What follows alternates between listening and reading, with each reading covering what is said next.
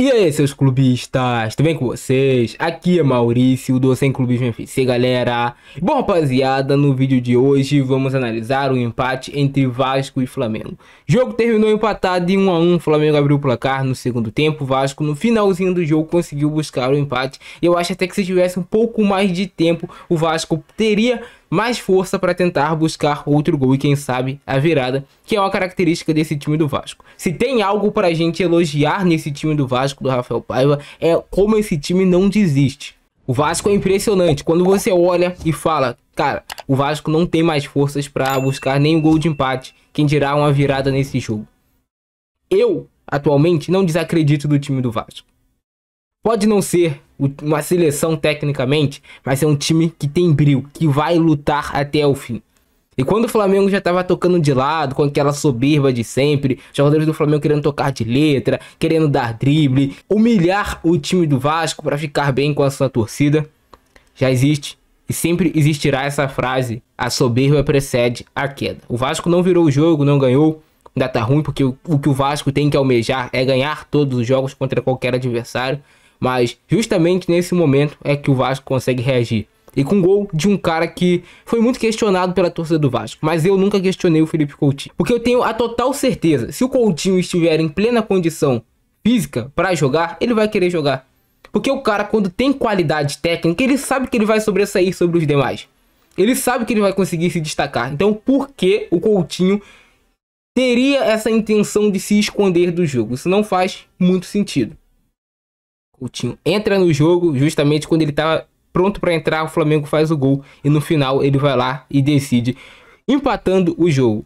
O Vasco só vai conseguir voltar a vencer clássicos em cima do Flamengo quando o Vasco entender a sua grandeza nesse confronto. Quando o Vasco decidir jogar futebol. Porque no jogo de hoje, vamos falar a verdade, até os 40 minutos do segundo tempo, o Flamengo foi melhor do que o Vasco no futebol jogado. O Flamengo produziu mais, o Flamengo ganhou segunda bola, o Flamengo o tempo todo no campo de ataque, procurando mais o gol do que o Vasco.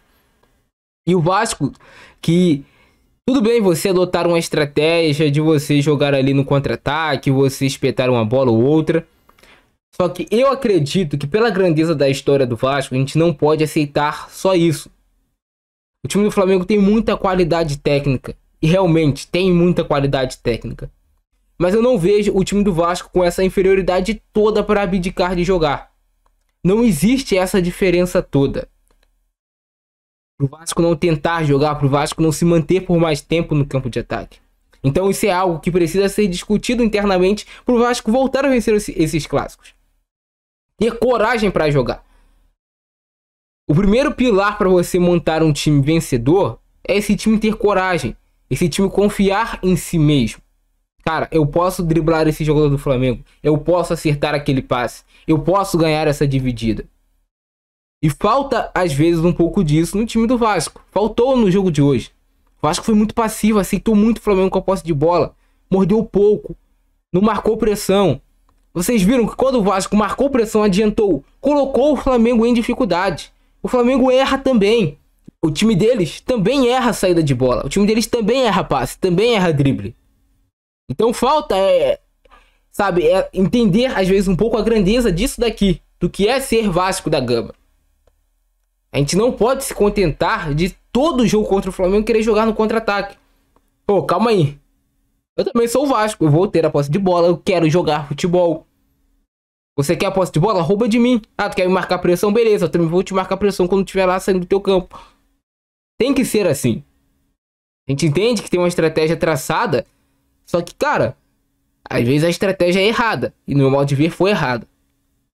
Então, o primeiro tempo o Flamengo foi melhor. O Vasco pouquíssimo conseguiu produzir. No segundo tempo o Flamengo também era melhor. Por mais que o Vasco deu uma adiantada no seu time. Conseguiu trocar mais passes no campo de ataque. E saiu o gol do Flamengo. Em uma jogada que... uma transição rápida. O Vasco demorou a recompor. Eu acho que faltou pegada. Lá no lance, quando inicia no Plata, faltou mais pegada. Principalmente do Ryan.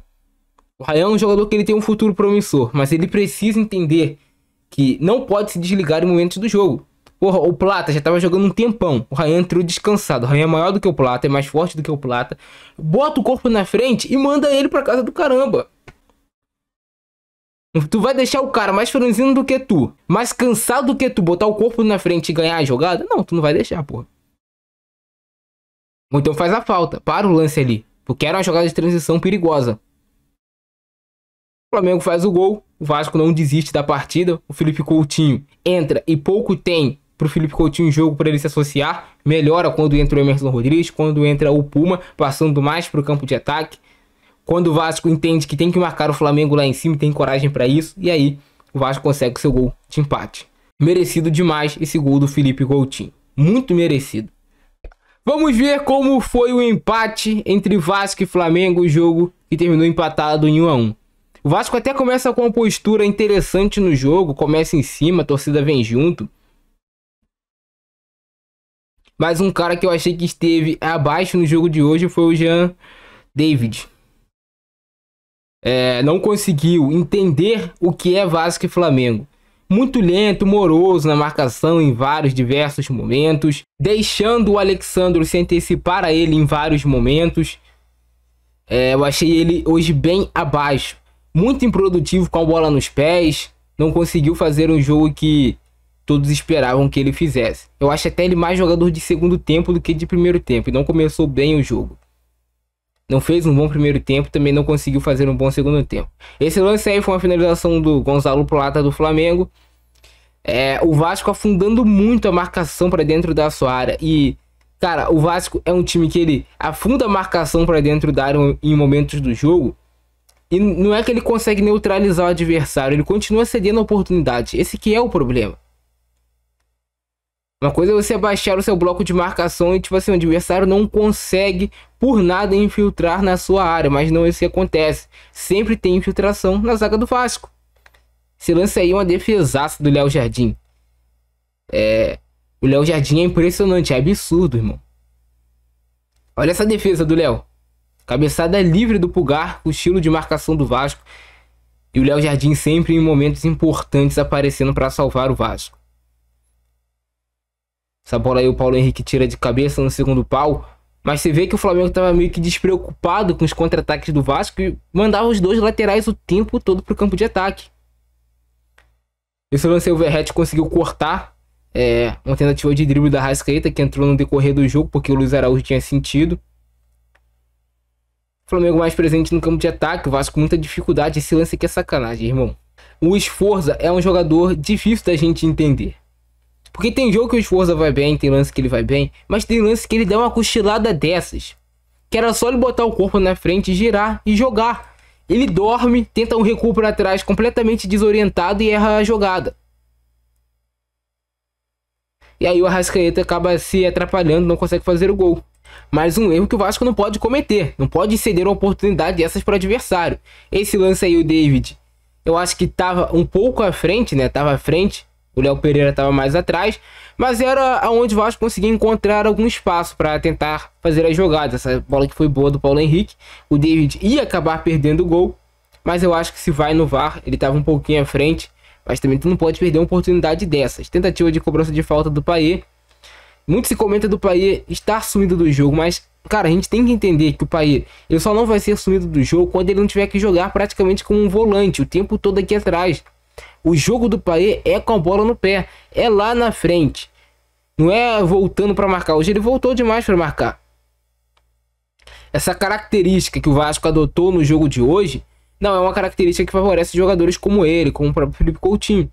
São jogadores que precisam que o time tenha posse de bola para jogar. Tentativa de cruzamento do Flamengo mais uma vez para a área. O Lucas Piton tira bem ali a bola. Boa tirada do Lucas Piton.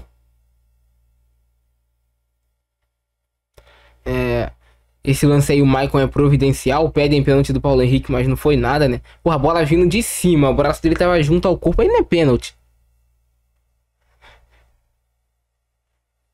O jogo vai para o segundo tempo. O Vasco até melhora a sua postura. Tenta ir mais para o campo de ataque. Mas estava faltando muita inspiração no time do Vasco. Mais um pedido de pênalti que não foi nada. A bola pega na coxa do Maicon. Depois sobe e talvez resvala no braço. E eu senti os volantes do Vasco, principalmente o Sforza, cansando no segundo tempo. E começando a dar muito espaço entre linhas para o time do Flamengo. obviamente é perigoso.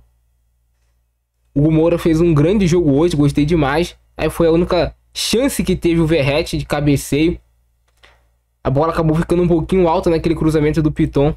Tentativa de chute do Alexandre, a bola passa do lado do gol. Mas sem grande perigo.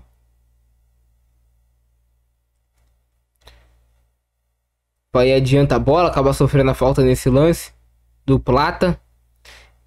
Esse foi um momento que o Vasco estava tendo mais a posse de bola no segundo tempo. Tentando mais jogar, trabalhar melhor as jogadas. Essa bola aí pro Michael, não sei se estava impedido, mas era um lance de perigo pro Vasco. Essa bola aí, pelo amor de Deus, né? O Vasco contou muito com a sorte. Esse chute do Bruno Henrique foi na trave. Mas os maiores problemas do Vasco eram quando o Flamengo pegava essa transição defesa-ataque com o Vasco desarrumado.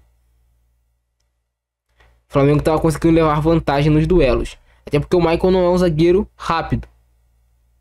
O Léo também não tem essa velocidade toda. Mais uma vez o Vasco conta com a sorte nesse lance. O Léo Ortiz cabeceia a bola na trave. Que aqui o esforço não pode deixar o Léo Ortiz ganhar a frente dele e fazer o cabeceio.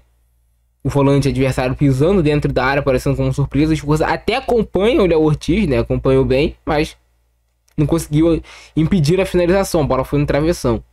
E aí logo quando o Coutinho tá se preparando para entrar, né? Vem aquela esperança. Nesse lance aqui, o que poderia ter sido feito para evitar esse gol? Claro, não deixar a bola chegar nesse estágio. Da Arrascaeta encontrando o Gerson livre. Mas você percebe que o Gerson perfila completamente o corpo aqui. Estava difícil pro Léo, mas talvez poderia ter tentado um carrinho.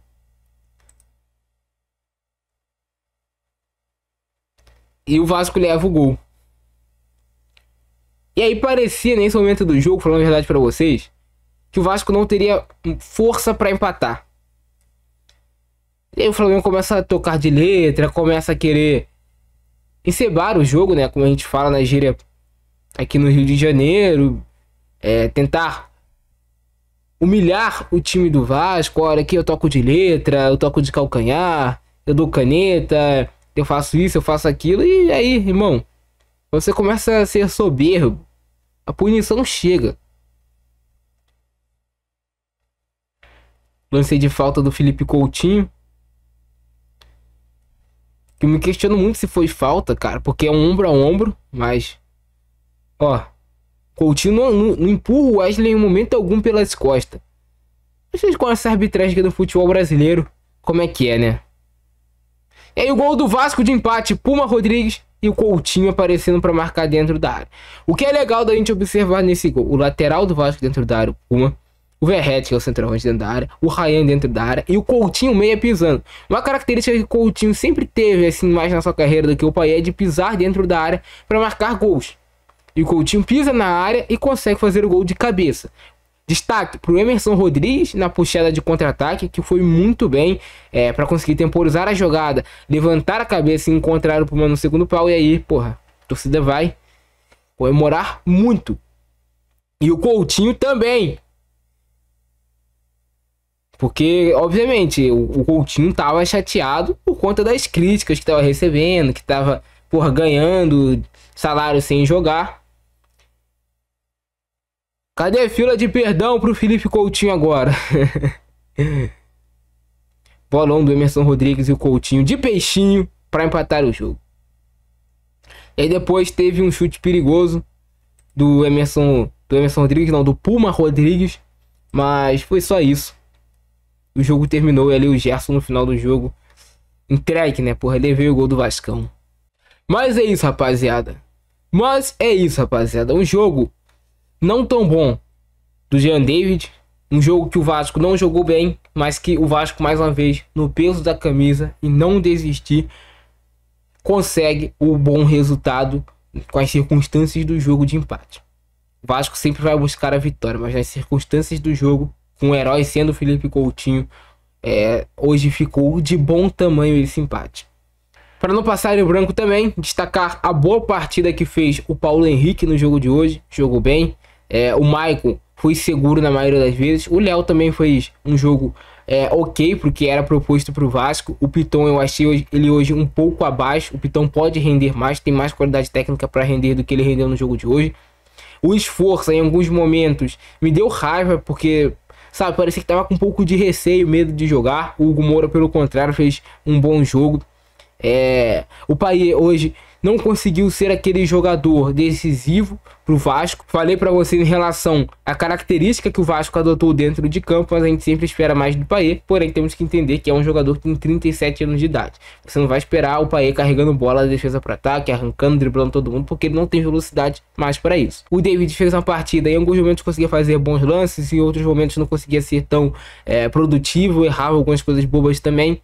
E o Verratti brigando muito lá na frente, com pouquíssimas oportunidades de gol. A bola não chegava no Verratti. Coutinho entra bem, Emerson Rodrigues entra bem, o Ryan entrou e não conseguiu produzir muito, essa é a verdade. O Matheus Carvalho entrou bem na reta final do jogo, marcando bem, sendo duro na marcação, e foi isso. Eu ficando nessa, abração do Francesco, nós fui!